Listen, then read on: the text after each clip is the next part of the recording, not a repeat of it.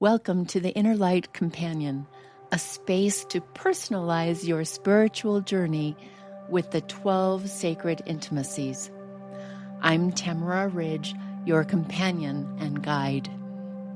Each episode of this podcast explores a facet of connection with the divine, yourself, others, and the world, offering clear markers to recognize, gentle practices to try, and stories that help you grow what's strong and tend to what needs to grow. Move at your pace and use the name for the holy that fits your heart. This isn't therapy or advice. It's a meeting of souls, a place to listen deeply, ask real questions, and remember the wisdom already within you. I invite you now to take a breath. Let's begin. Your windshield wipers start cycling on their own. A feather falls in your path when no birds are around. The exact thing you've been praying for shows up synchronistically. Coincidence? Today I'm teaching you how to recognize when the divine, the universe, or your higher self is speaking directly to you, and how absolutely everyone can develop this skill, even if your stories are quiet or ordinary. So I was in the shower, which often happens. It's one of the places where I receive inspiration. And I was just thinking about my life and some questions that I've had. I've been really thinking about the direction I want to take with the podcast.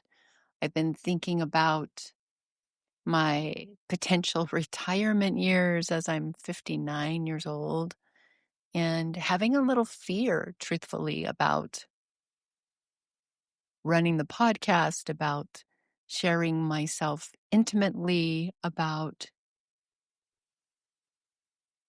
what are my senior years going to look like. And, I'm not a 401k person. And so I've just had some fear. And because I have a childhood trauma history and more traumas beyond that, I have had a very long lifetime pattern of pushing and running and kind of panicking and trying everything there is to earn money, to find a way to make sure I could be comfortable when I'm old. And so I was thinking about all of that and thinking about how the fear lives in the body. And I think, if you've left from religious trauma, then you also know that those teachings that are taught over and over again, the whole prosperity mindset that is in the Book of Mormon and the Mormon teachings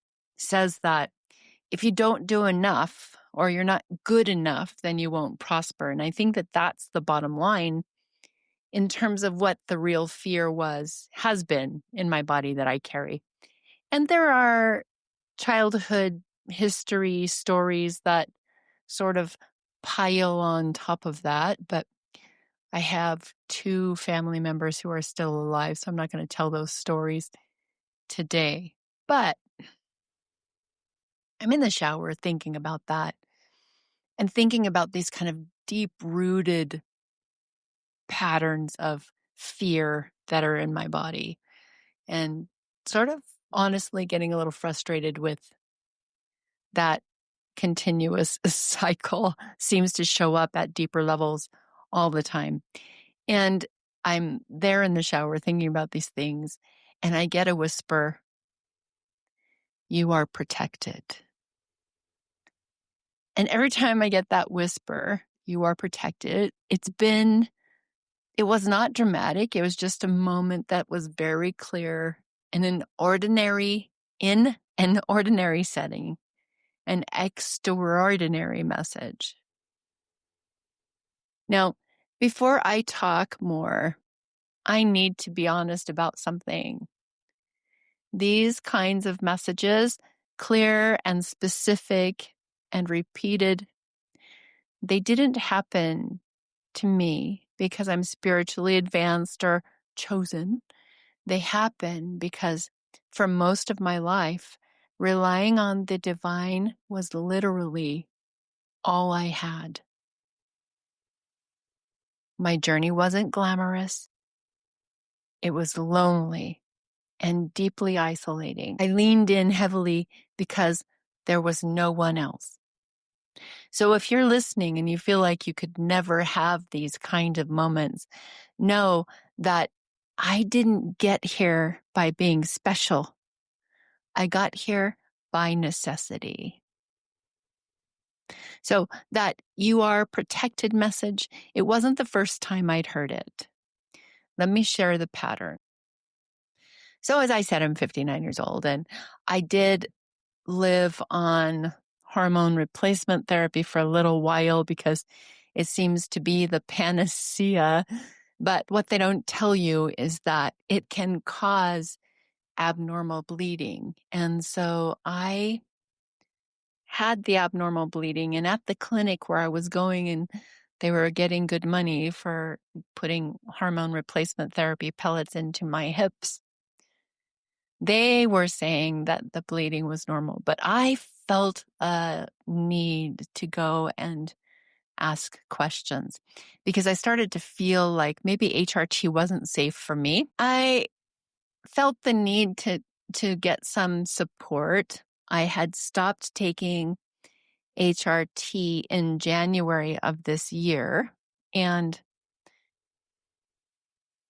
I went to see the doctor in February because I was still having signs of bleeding. And after a fairly long consultation, the doctor told me that the number one concern was uterine cancer and any bleeding post-menopause, which HRT had sort of ended my cycles for me, which is what I wanted.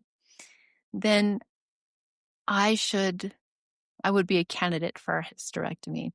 And after the long conversation, the decision was made that if I continued to bleed for 6 months, that I would need to then schedule an appointment for that surgery. What I didn't tell you is that as I was walking into the clinic, I was actually pretty fearful. I knew that I had tested negative for all of the markers, but I just watched my sister die 2 years ago of ovarian cancer at the age of 51. So I was scared. And as I'm walking into the clinic, actually, before I even put my hand on the front door, I got the message, "You are protected." Now, I did not know what that meant, but before any diagnosis, before any reassurance from the doctors, that clear message came through.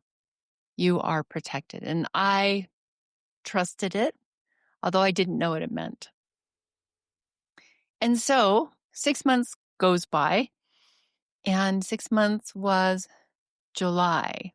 And in July, I was still having signs that things were not okay and that I needed to schedule that surgery. So I needed to go back to the doctor. That's what he wanted me to do, to follow up with him. And again, in the shower, I got the clear message: give your body time to heal. So I thought, okay, I'm going to give my body time to heal. And I let another month pass. And in that month, now it's been 3 months. All of the signs that I might need surgery are gone. So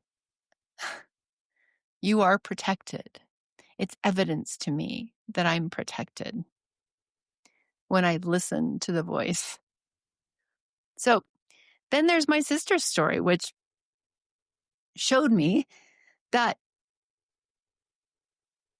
divine protection doesn't always look the way we expect it to.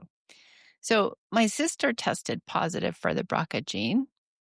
That's the breast cancer genetic marker. And we have the same parents. and I tested negative. So the divine message in this is that sometimes you are protected, shows up in medical results that defy family patterns. The people who gave genetic testing said, wow, that's strange that you are testing negative and your sister tested positive. Do you have the same parents? And they became very concerned that I do follow-up testing. And I don't feel the need to do that because sometimes the answer comes in the absence of what you feared. Sometimes it's knowing that you're held differently than even your own sibling. Not because you're loved more, but because your path is different. Now, I'm sharing these stories not to make you feel like your experience has to look like mine. I'm sharing these stories because I want you to see the pattern of how the universe or your higher self speaks to you. You are protected came to me multiple times in different circumstances.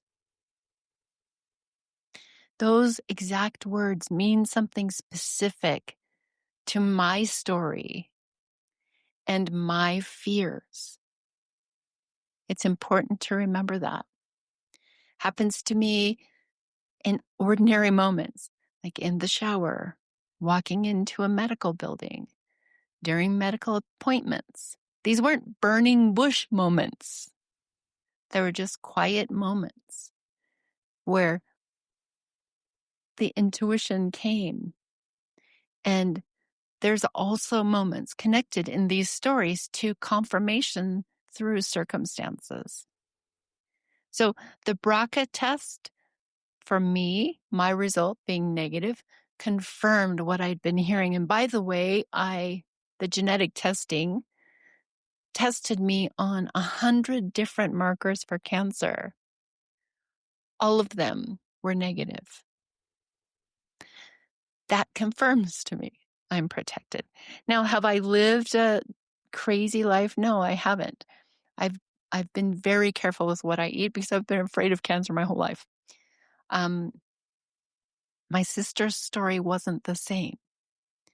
So it could be, and I think about this sometimes too, that maybe her BRCA gene got turned on because of how she treated her body. But the bottom line is, if your story isn't about dramatic rescue, but about reaching for hope when you have no one else, I see you. And if your connection with the sacred feels lonely or like you're clinging to your last bit of trust, that can be the very place where spiritual intimacy is born. So, how do you recognize when God is speaking to you? Let me break down what I've learned. So, divine messages come through your personal language. So, for me, it's you are protected because of my childhood survival stories and lifelong fear patterns. For you, it might be you are seen, or this is the way, or wait, or go now. The universe speaks in the vocabulary that your soul understands. And the thing to also understand about that is that the vocabulary may not be words. For me, it's words. I hear words.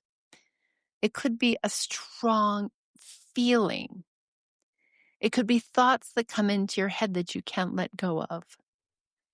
For me, when I was recently considering some different paths, the thought of letting go of something caused my body to have complete relief. I understood that. So key patterns that you need to recognize when you're thinking about how to understand your higher self or the divine is repetition. One of the things that I say is that, and I've said this forever as a marriage and family therapist, is that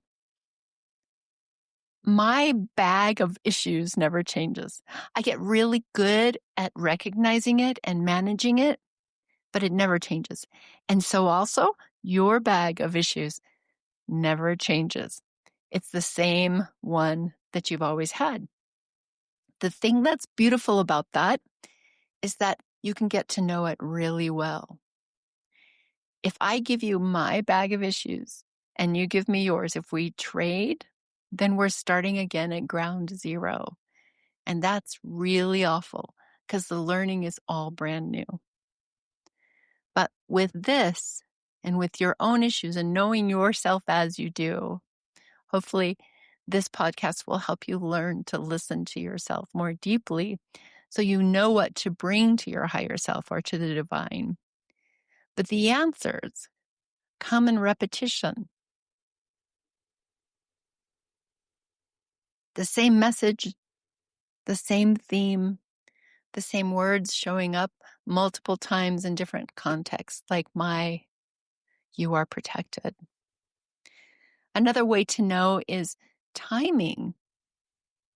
So messages often come right before you need them. So when you're walking into the clinic or as a confirmation after I got my genetic testing results. They also often come right at a moment where you have a critical choice to make. Like in episode 6, I talked about hearing that I needed to not go on the trip with my daughters and then finding out that the brake lines were leaking in my car and we probably would not have come safely down the mountain right as we need them. Another thing, side note, I realized that I've said earlier in my podcast that I don't have any children. And then I talked about my daughters. They are by adoption. The other thing to know is that your conversation, what you want to listen for from the divine, is most divine communication happens in showers, while you're in the car, while you're walking, in quiet moments. Most of the time, they're not these dramatic spiritual experiences. They're body knowing. You feel it as much as you hear it. So there's a settling, a knowing, or sometimes a physical relaxation or warmth that comes with it. And as I already said, the message addresses your specific fear, question, or need. So it's not generic inspiration. It solves a problem. It solves the question. It gives you a sense of calm, like aha, okay, this is what I needed. So why most people miss divine communication is because they compare their experience to other people's dramatic stories. And that's what I'm trying to warn you about with my stories. I also want to tell you that if you're waiting for big signs, it can cause you to miss the whispers. And also when we're in trauma patterns, right? So sometimes we don't slow down. We just do not slow down. A lot of people are not comfortable doing that. So slowing down is one of the ways that we can hear our higher self or the divine, but we miss it because we can't slow down enough to hear it. I've been guilty of that over and over again. Another reason we miss is because we dismiss synchronicities and call them coincidence. Or we don't pay attention to patterns and repetition. How about this one? Believing you're not spiritual enough to receive messages. There's a researcher that I'd love to have on my podcast. Her name is Dr. Lisa Miller. She's the author of The Awakened Brain. And what she says is that we are, as human beings, hardwired to be spiritual. And so the idea that you're not spiritual enough to receive messages is a fallacy that probably comes from your religious trauma or childhood family trauma. But we are hardwired. I'm going to see if I can get her on the show. We are hardwired to be spiritual. And one of my greatest spiritual teachers that I have enjoyed since I left Mormonism is Paramahansa Yogananda. And he taught specific practices for developing your intuition, which is the ability to hear divine guidance clearly. And one of the things that's wonderful about this is that I realize that building your intuition is like building a muscle. Everybody can do it. So let me share what he taught. His core teachings on recognizing divine guidance include the ability to pull back. He said seclusion is the price of greatness. God is not going to appear on a cloud and tell you his will. So how are you to know? The practice is to pull back from the noise. Pull back from what everybody else is saying, from the fads, from other people's opinions, and go within and consult your heart. This might mean that sometimes you have to literally seclude yourself. But it always means that you have to be able to become quiet enough to hear. The second principle that Yogananda teaches about this is to be sure you're not attached to the outcome. So being open, being able to receive whatever it is that you're going to receive. Yogananda's a student. He tells a story about buying a harmonium and came running really excitedly to show Yogananda. And when Yogananda saw the excitement and attachment that this student had, he said, "How nice, I'm buying it." The student thought that Yogananda wanted it for himself and immediately said, "Oh no, sir, I'm giving it to you." But Yogananda wanted to buy it to teach him about non-attachment. He wanted to teach him that he could let go of that harmonium and not attach to it. So attachments cloud the issues. And it's very interesting because I think sometimes after religious trauma, I know for me, I was attached after I left the church to not ever being harmed again. And it's funny because I kind of in my mind took it out on the missionaries, which is never their fault. But I just wanted them to knock on my door so I could ruin their faith, which was really not a compassionate thing to do. But my attachment to protecting myself so that nobody else could hurt me made me less able, and it took longer to hear the messages that really were for me, to learn that my spirituality existed outside of and in spite of Mormonism, and that it could be rebuilt in a way that is so self-fulfilling, soul-fulfilling to me, without me having any more harm from someone on the outside. But the more we can become centered in our emotions, calm, and not attached, the more we'll know what to do. When we're caught in attachment, we can't hear clearly. So attachment in this kind of context means anything we want really, really bad. If there's anything you want really, really bad, and you're trying to get answers for that, it's going to take time, and you're going to have to first really calm yourself. And then once you have clarity, don't hold back. So one of the things that I've been struggling with, I've told you that I've been a marriage and family therapist for 30 years, but I also have let's see, I've tried to start a t-shirt business twice. For 5 years, I did Trauma Free Nation online. I used to sell Jeffra, right? I've done all of these things that were born from the sort of inherent fear that I wasn't good enough and I had to do more. So as I'm doing the podcast and talking about spirituality. That's the thing that lights me up. But on the other side, I have this fear that I won't be able to support my life in retirement moving forward if I am a spiritual teacher. So what did Tamara decide? Tamara decided that while she was doing her podcast, she was also going to build an empire using LinkedIn to teach people in the executive space how to be better leaders. So I was doing both. And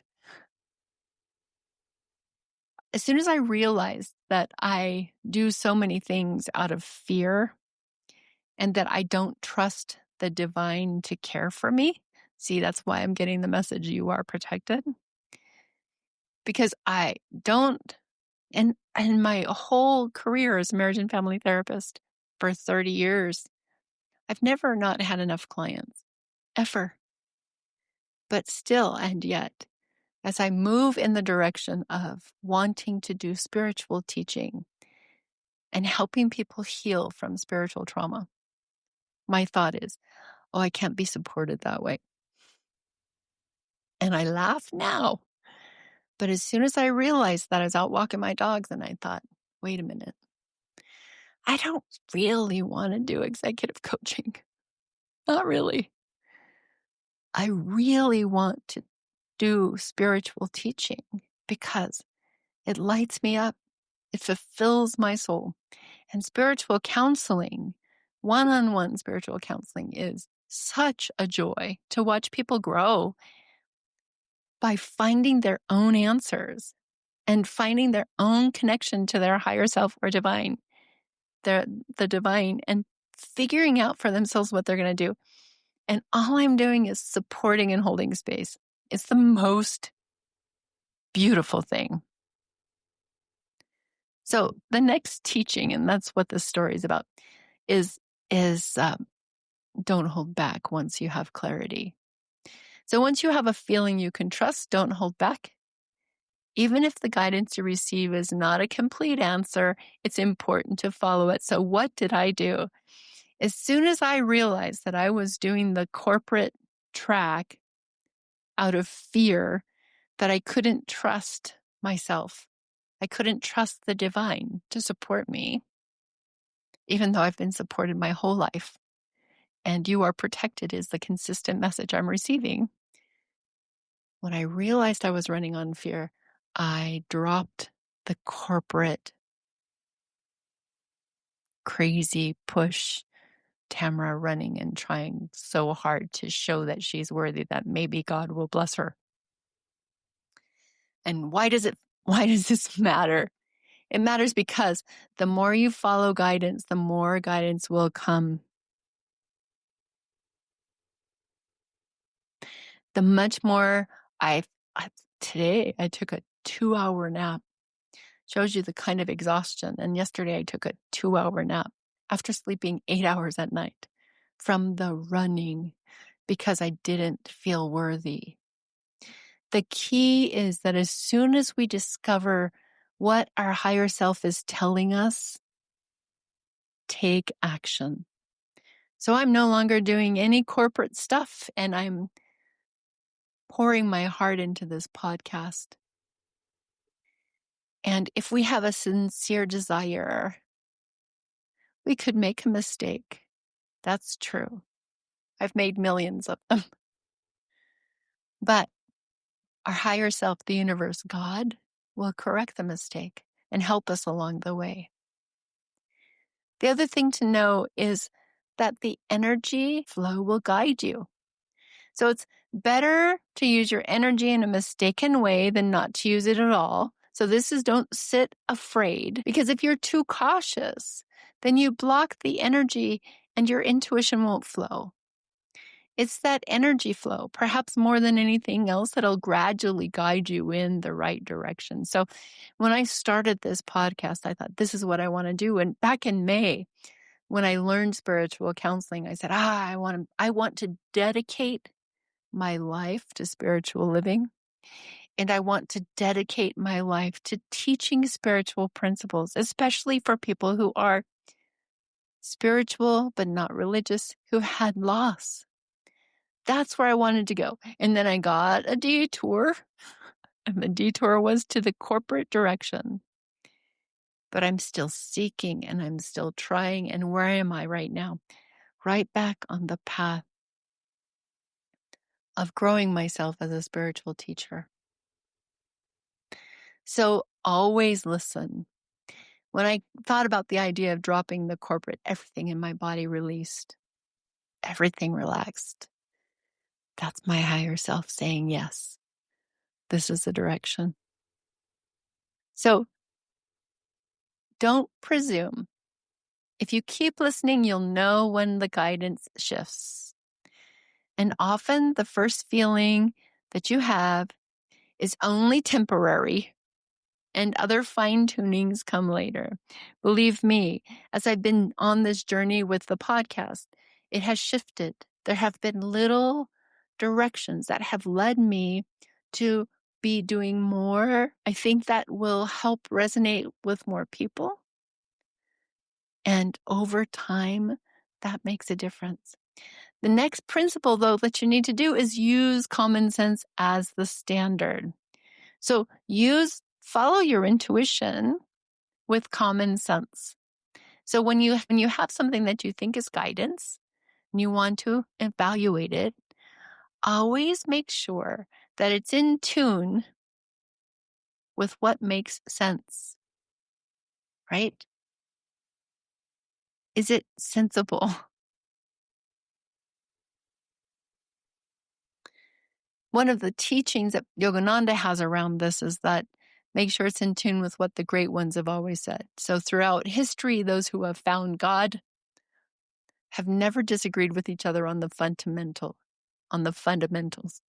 So it's really interesting. I have a Facebook post, and someone on the Facebook post said that, I want to find it because it was such a great quote. There it is. Anything good in Mormonism isn't unique, and anything unique in Mormonism isn't good. And so I like that. And I think that applies here because when you think about it, throughout history, those who have found God have never disagreed with each other on the fundamentals. Anything good in Mormonism isn't unique. So the test is to think about the guidance that you're getting. And for example, none of the people who found God before said God isn't love, God is hate. So any guidance that you receive that's not in tune with truths that are recognized and highly respected as universal can be trusted. Okay? So another way to know is by paying attention to how other people respond. So once you've acted on the guidance that you received, the reactions of other people who are attuned to their spirituality, their higher self, can help you to corroborate. So if it's complex and people seem to be in tune, are responding to you in a positive and harmonious way, that's an indication that you're doing the right thing.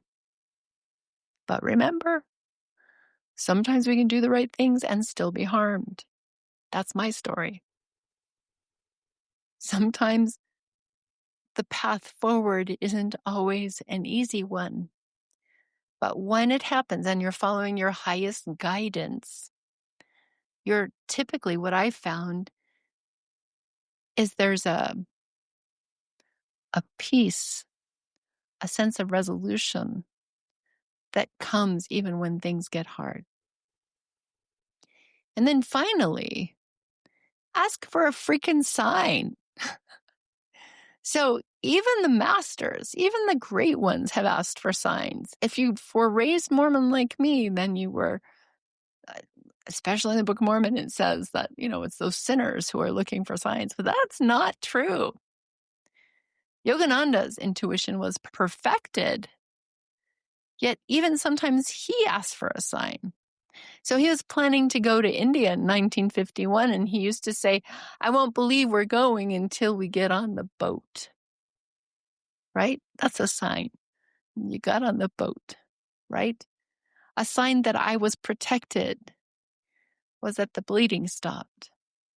Sign that I was protected was that my markers for cancer were all negative. So in practice, the divine will give you helpful signs. You have to learn to watch for them. One of my favorites is that frequently when I'm in thought and I think I'm going in the right direction and I'm feeling supported, I'll get that feather falling. Or in the area that we're staying now, there's a hawk. I don't know if it's the same hawk, but there's a hawk that will come and circle around me. So watch for signs, learn to watch for them, and most importantly, understand them from within in your own language. They will be meaningful to you. And then when you have intuition, don't talk about it. When you talk too much about your intuitions, you tend to lose them. So keep them sacred, hold them in your heart quietly. And remember, always follow that aspect of intuition of your higher self that leads you toward freedom from the ego, freedom from sadness, freedom from, for me, freedom from habits that continue to keep me in fear. So how do these teachings show up in real life? Let me show you how they worked in my own journey.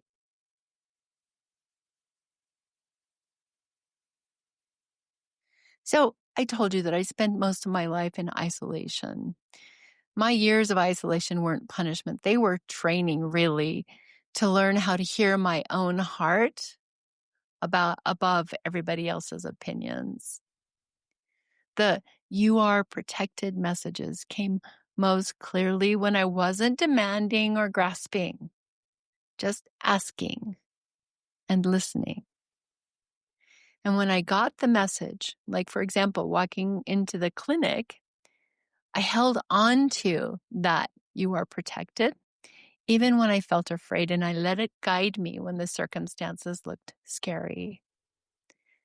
Sometimes I acted on intuition that later shifted, and that was okay. So at the time before I could see that I was running on trauma responses, my choice to build an empire on LinkedIn wasn't intuition at all, and that was okay.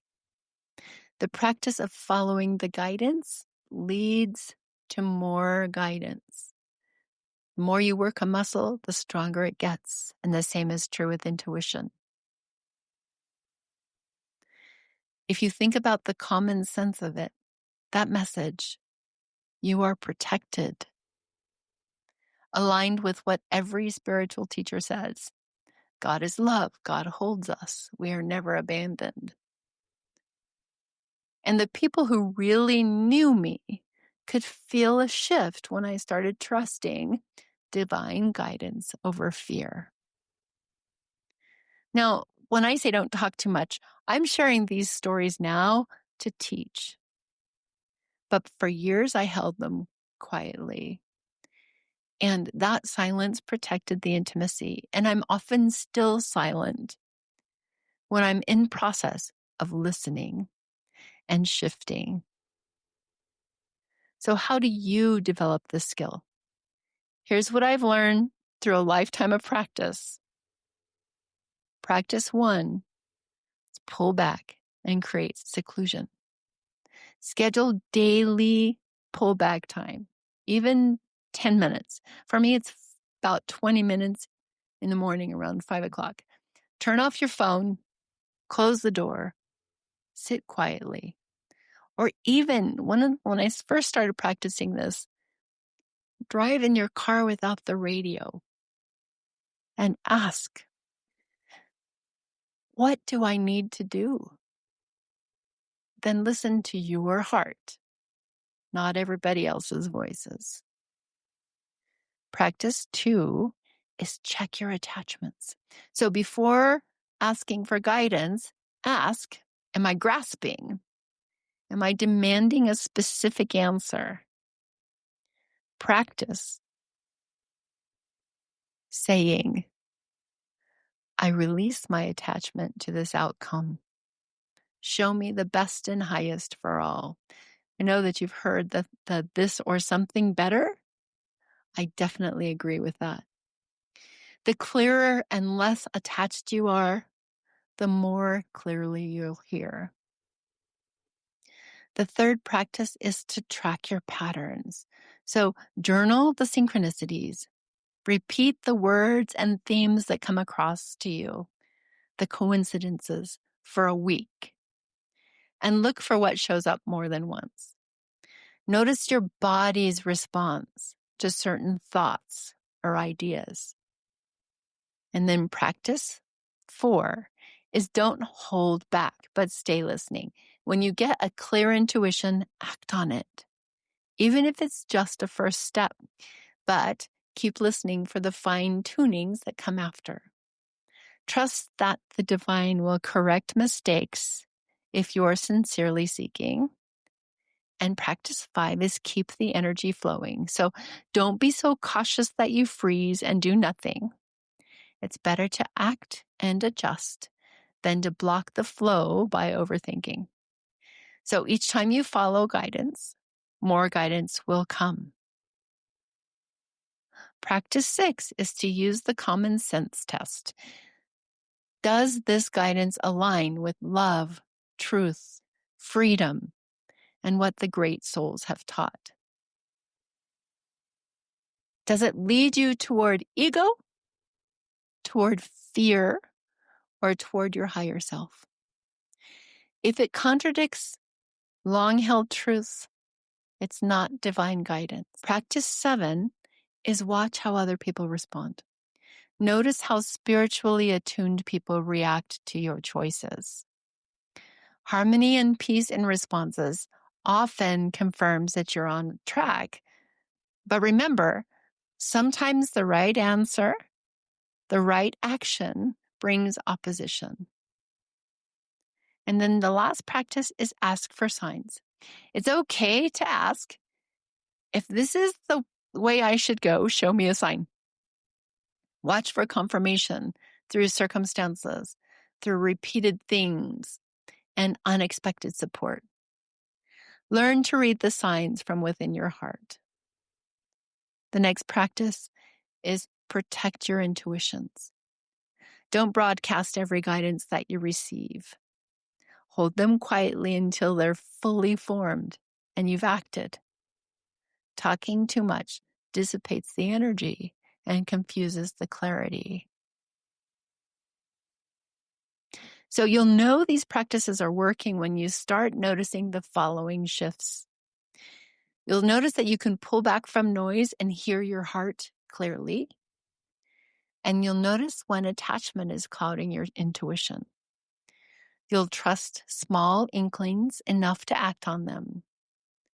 You can distinguish between anxious thoughts and divine guidance. You keep the energy flowing rather than freezing in fear. You feel accompanied, supported by the divine in daily life, not just in crisis moments. You hold your intuitions rather than broadcasting them. And you're less afraid because you know you're being guided. And others notice your groundedness and peace. So let's practice something together right now. If you're in a safe place and it makes sense, close your eyes and take 3 deep breaths and pull back from all of the noise of your day. While you're breathing, feel yourself settling in to your heart.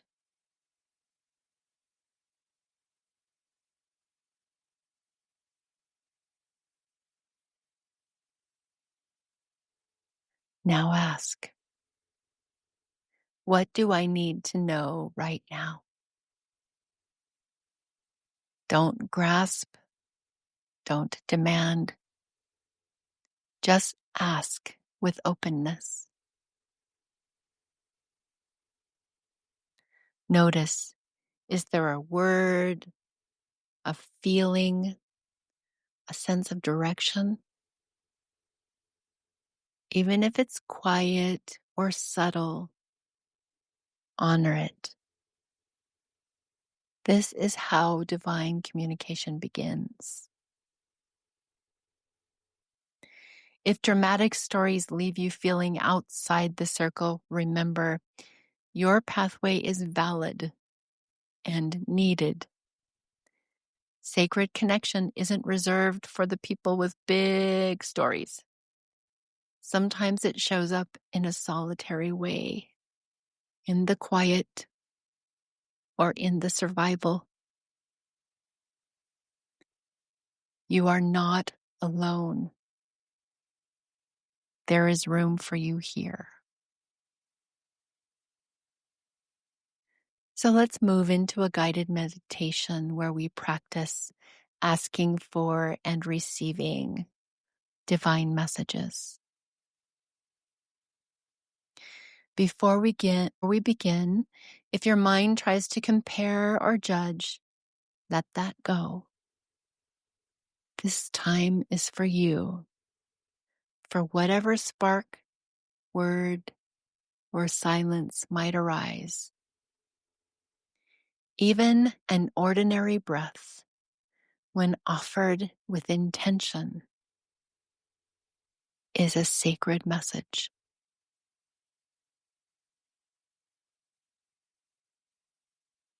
So pull back from the noise,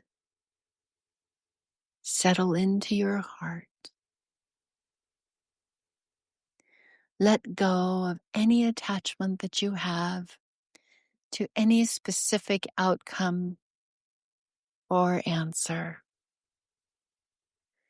And right now, focus on that spot between your eyebrows and ask the question, what do I need to know?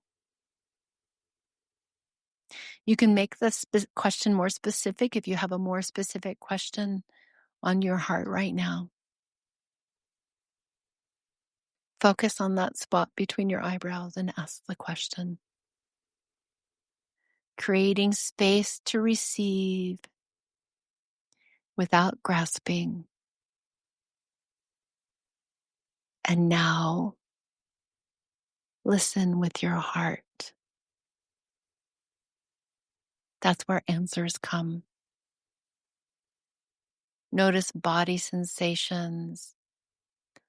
Is there a word or feelings that arise? Practicing, I am protected, or a similar phrase that makes you feel divine presence will help you if you practice it to speak it directly.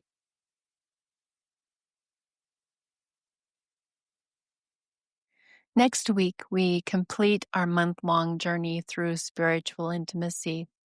We're going to be talking about living as the beloved, being able to live more fully embodied in the sacred, the spiritual intimacy space. I'll show you how to integrate spiritual intimacy so it becomes your foundation, not just a feeling you chase. We'll explore what it means to live as beloved, how knowing you're divinely held changes everything about how you show up in the world. And as always, I want to hear your stories. What messages have you been receiving? What patterns are you noticing? What happened when you pulled back from the noise and listened with your heart? Every form of connection is welcome here. Your experience is enough. Your search is sacred. You belong. Thanks for listening. As you step into your day, notice which intimacy stirred for you. And then choose one small practice and let it meet you where you are. You want support? Grab the free Sacred Intimacy Snapshot, and when you're ready, the full Sacred Intimacy Assessment that can guide your next steps. Links are in the show notes. Until next time, walk gently, listen deeply, and trust the light within.